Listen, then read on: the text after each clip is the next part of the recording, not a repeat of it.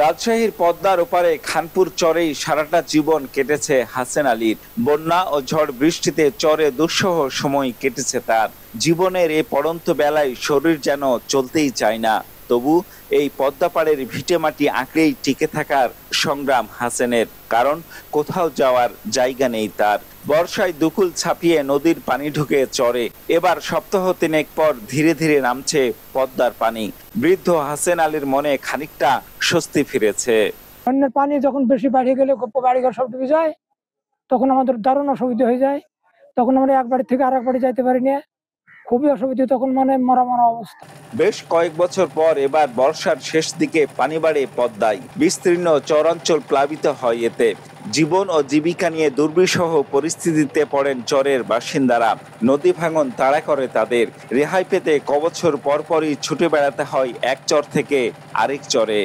বন্যাতে ডুবে গেলে ধরেন আমাদের এই অবস্থা, এই গরু বাছুরলি নানান দিক দড়ি বেড়াতে হয়। আমাদের অনেক সমস্যা, আমরা পানি পাই না খাইতে, নদীর পানি লিজে লিজে খাই। চর ভাঙা ওড়া হয়ে গেল, চরেই ঘোরাফেরা করি, নিজের জমি বেশি নেই, আদিবাদী করি, মাছ টাছ মারি, দিনকাল চলে যায়।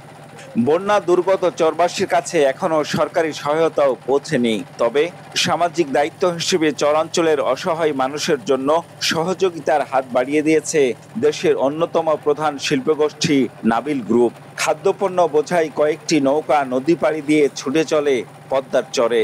ঝিরিঝিরি বৃষ্টি ও রোদ উপেক্ষা করে নাবিল পরিবারের সদস্যরা পৌঁছেন চরে। নাবিল গ্রুপের খাদ্য সামগ্রী উপহার পেতে নদী তীরে দল বেঁধে ছুটে আসেন সব বয়সী মানুষ।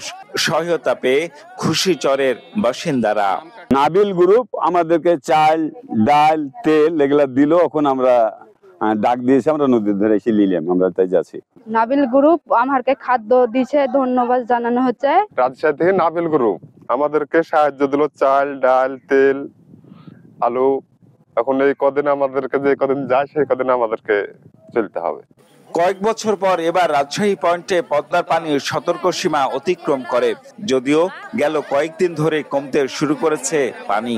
পানি উন্নয়ন বোর্ডের তথ্য মতে আপাতত পানি বাড়ার আশঙ্কা নেই। Ziaul Gani Selim, star news, Rajshahi.